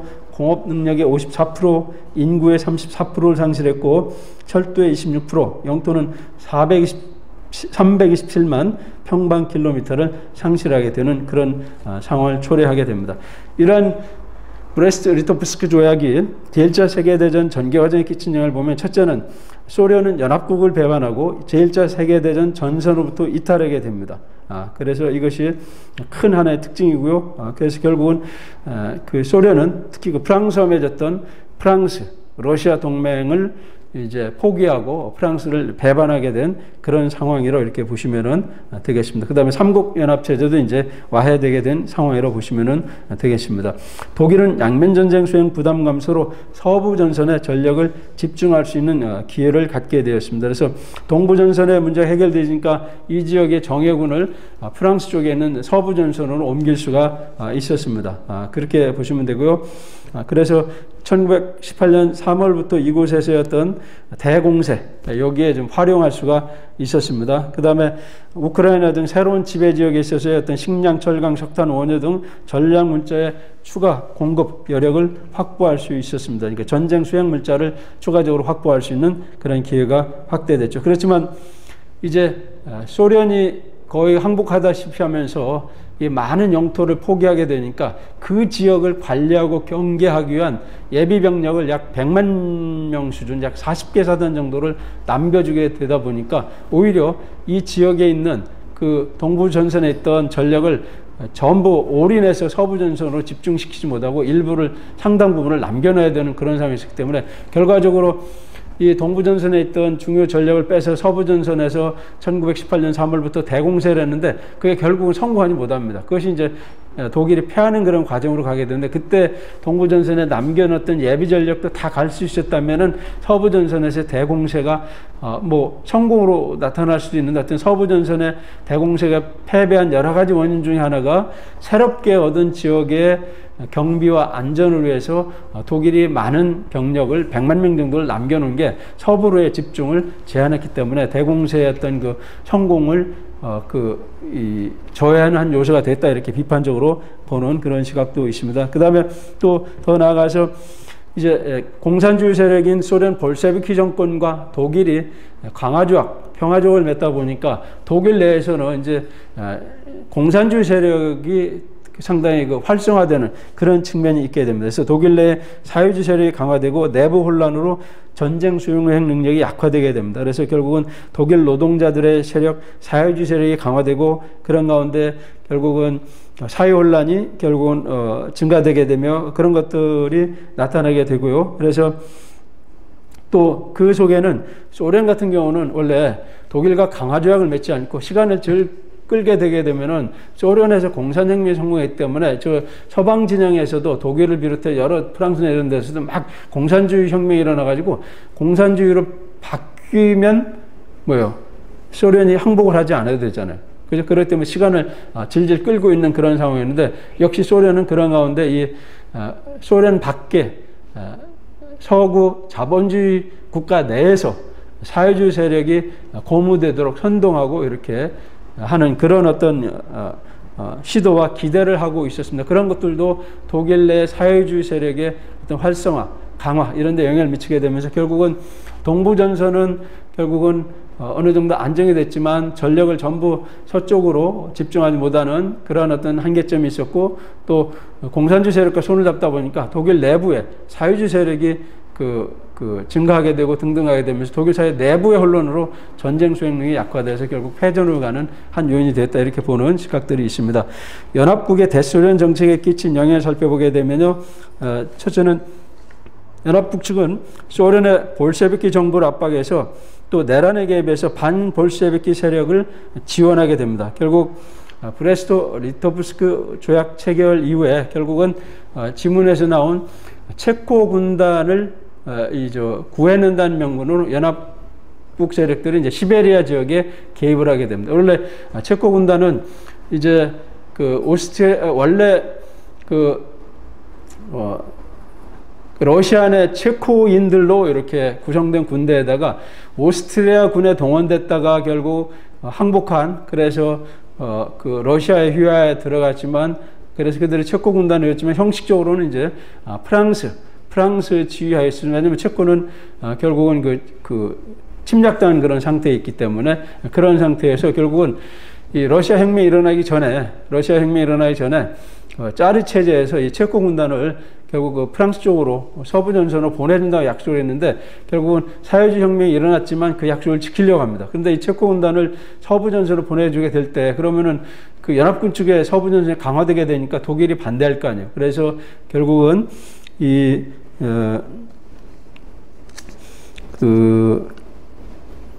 그렇죠. 그런 어떤 상황 속에서 발트해 쪽으로 보내면 좀 짧은데 거기에 독일이 잠수함 작전도 하다 보다니까 결국은 체코 군단을 시베리아 철도를 통해서 블라디보스토크를 통해서 미국을 통해서 유럽으로 이렇게 복귀시키려고 하게 되는 그런 상황이 되게 됩니다. 그러나 이제 브레스트 리토프스크 조약 체결 이후에 이제 연합국 측이 그 소련 내전에 간섭을 하게 되며 이미 그 영국하고 일본이 블라디보스토크 항에 도착해 있고 등등 하게 되니까 체코 군단을 이 항구를 통해서 미국을 통해서 유럽으로 보내려던 생각을 볼셰비크 정권이 취소하면서 다시 체코 군단으로 하여금 이제 내전을 일으키고 있는 백군과 투쟁을 하도록 이렇게 요구하게 되는데 체코 군단의 상당수가 그것을 거부하게 되는 가운데 오히려 백군과 체코 군단이 손을 잡고 러시아의 적군에 대적하는 그런 상황 속에서 이제 대결 국면이 있게 되는데 그래서 이러한 체코 군단을 구해내겠다고 이제 시베리아 쪽으로 이렇게 옮기는 그런 상황이 있었기 때문에 미국과 영국과 일본 등이 이렇게 소련의 내전에 개입하는 간섭 정책을 펼쳐나가게 되게 됩니다. 그래서 체코 군단 문제로 인해 연합국 측의 대소련 개입은 하나의 명분을 얻고 더욱 강화되는 쪽으로 가게 되게 됩니다. 그렇게 보시면 되고요. 그래서 미국 같은 경우도 이제 소련 내전에 간섭하기로 영구회총에 따라서 결정을 하게 되고 체코 군단 문제 등 상황 속에서 결국은 백군과 체코 군단이 잘 결합되게 되면은 러시아의 볼셰비키 정권을 혹시 무너뜨릴 수 있지 않을까 그런 기대도 있기도 하고요. 또 이제 체코 군단을 구해달라는 어떤 요구 이런 것 때문에 결국은 시베리아로 파병을 하게 됩니다. 근데 파병을 하게 되면 혼자 들어가는 게 아니고 이제 미국은 일본에게 파병을 요청하게 됩니다. 일본이 결국 시베리아 지역에 있어서의 소련의 내전에 개입하기 위해서 군대를 파병하게 되는데 미국은 약 7,000명 정도를 요구했는데 일본은 이게 바로 기회다 해가지고 이 시베리아와 북만주 지역의 세력 공백의 기회를 노려서 이 지역의 세력을 확대하려고 약 72,000명 정도를 파병하는 대규모 파병을 하게 됩니다. 그렇게 보시면 돼요. 그런 가운데 개체적으로 연합국 측은 소련 내전에 개입을 하지만 블라디보스토크와 그 주변 지역에만 그 군대가 주둔하게 하는데 일본은 이거를 어기고 이제 점차 그 소련의 내륙 지역까지도 이렇게 진출을 확대하고 합니다. 그래서 일본이 대규모로 시베리아 지역에 파병하게 된 거는 이 북만주와 시베리아, 특히 시베리아 지역의 힘의 공백 상태를 노려가지고 이 시베리아 지역에 그 하나의 그 괴뢰 정권을 만들려고 하는 그런 시도가 있었습니다. 그렇기 때문에 내륙 지역까지 이렇게 진출하려고 하고 그런 상황 속에 있게 되는 가운데 있습니다. 영국 같은 경우는 약 18,000명 정도를 소련 내전에 개입시켰지만 그러나 대부분은 이제 유럽 지역에서 이렇게 개입을 시켰고 시베리아 지역은 약 1,500명 수준만 개입을 시켰습니다. 기타 캐나다 4,200명, 이탈리아 한 2,500명 정도 시베리아 원정 연합국 측에 참여를 한 바 있습니다. 결국 연합국은 1918년 11월에 독일과 정전협정을 체결하게 되면서 독일이 항복하게 되자 결국 브레스트 리토브스크 조약을 폐기하게 되고요. 그 다음에 소련과 맺었던 이 조약도 폐기된 것으로 이렇게 간주를 해줘서 소련의 부담을 줄여주는 그런 측면이 있게 됩니다. 그러나 그럼에도 불구하고 내전 세력을 계속 지원했습니다만 내전 세력이 결국 패퇴하게 되면서 결국 시베리아 지역에 있었던 연합국, 소련 내전에 개입했던 연합국 군대들은 이제 철병을 하게 되고 일본이 맨 마지막으로 1922년 12월까지 주둔하다가 철군을 이렇게 하게 됩니다. 그래서 전체적으로 보게 되면은 이 브레스트 리토브스크 조약에 따라서 연합국 측에 소련에 대한 내전의 개입이 있었고요. 그다음에 체코 군단 구제를 명분으로 결국 시베리아 지역에 연합국 측의 대규모 어떤 그 간섭 정책이 있게 되었다 이렇게 보시면은 되겠습니다. 그렇게 보시면 되고요. 결국 이러한 시도들은 결국 백군과 이 체코 군단 이런 거를 통해 가지고 결국은 이 동부 전선을 재개방하려고 하는 그 백군 세력이나 이런 걸 활용해서 그런 의도도 함께 있었다라고 이렇게 볼 수가 있습니다. 자, 연합국의 대소련 정책이 3.1운동 직후 한국의 무장독립운동에 끼친 영향을 살펴보게 되면요.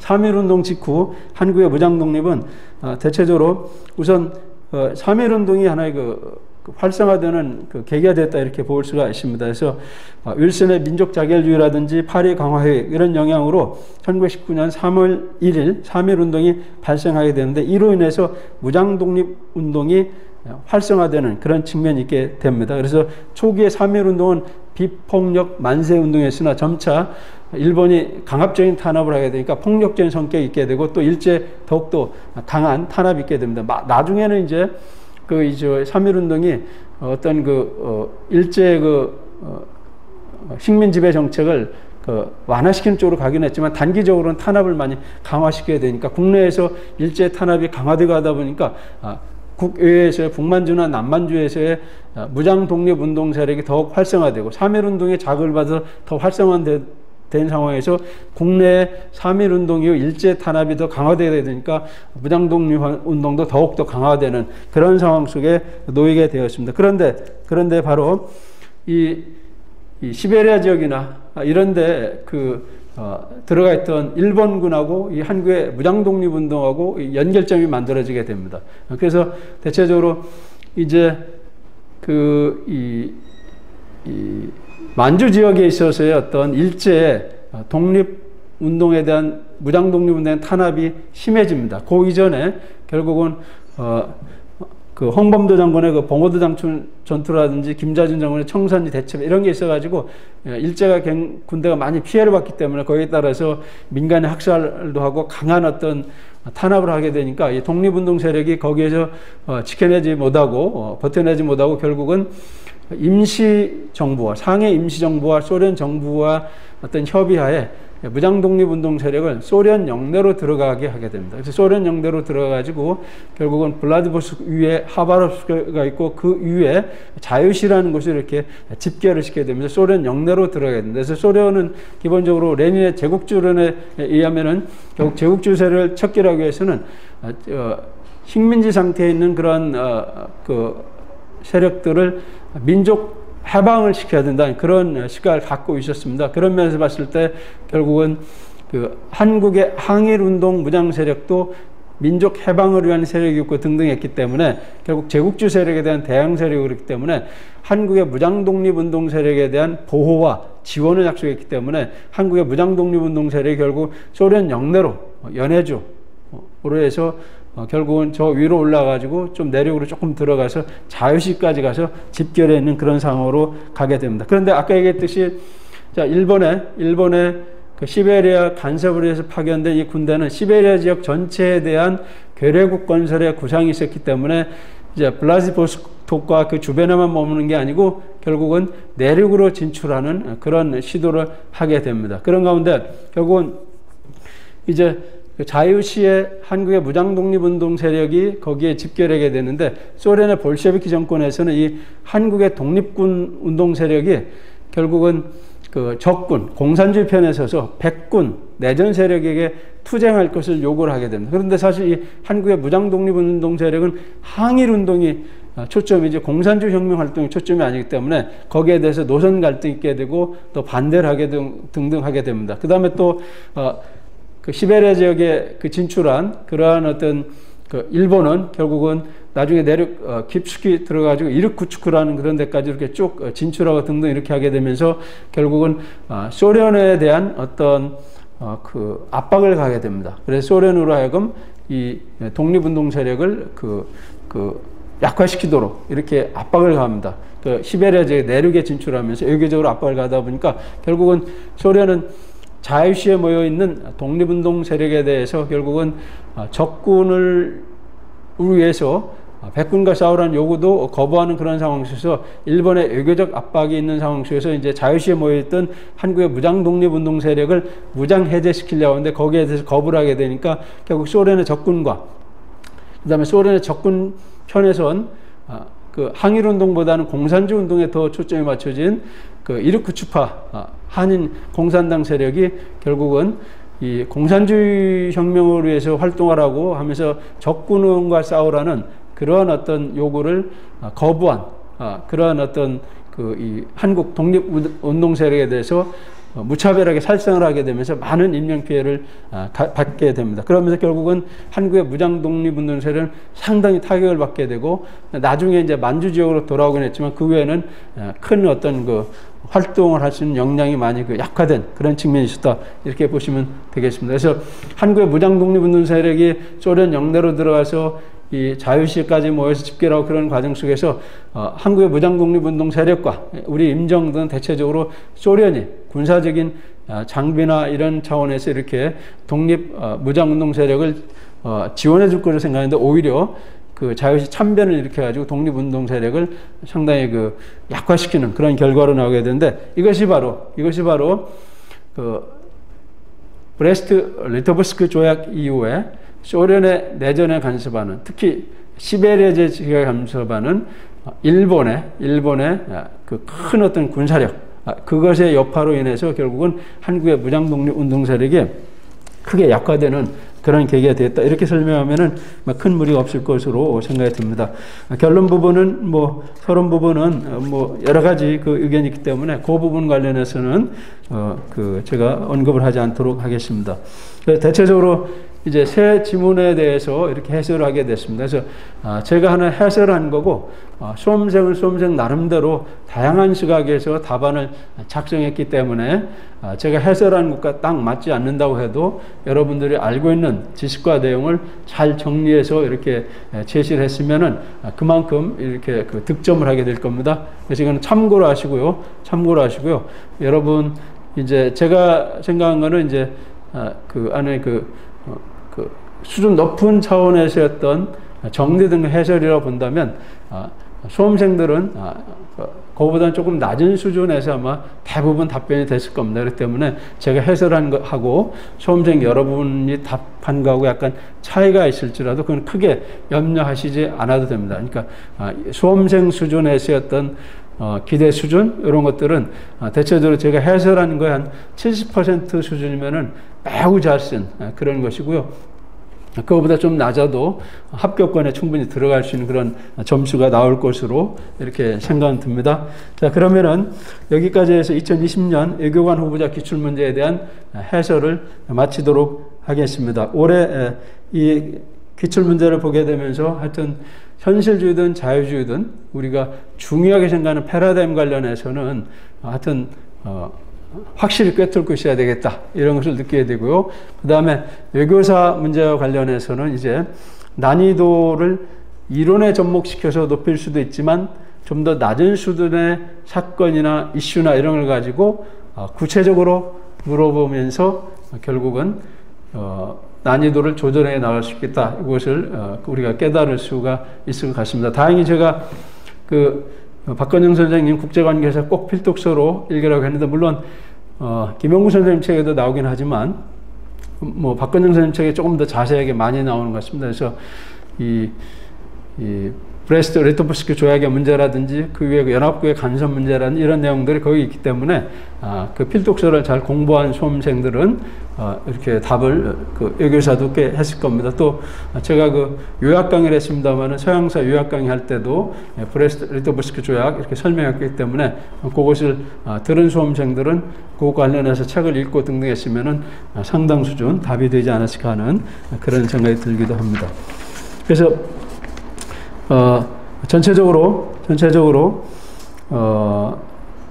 중요한 이론에 대해서는 우리가 확실히 깨뚫고 있고 또 세부적으로 난이도를 높인 그런 문제들과 관련해서는 지속적으로 이렇게 좀 옆으로 넓히면서 이렇게 공부를 해주면은 흔히 말하는 불이탈을 만나지 않고 단박에 합격할 수 있지 않은 그런 생각을 해보게 됩니다.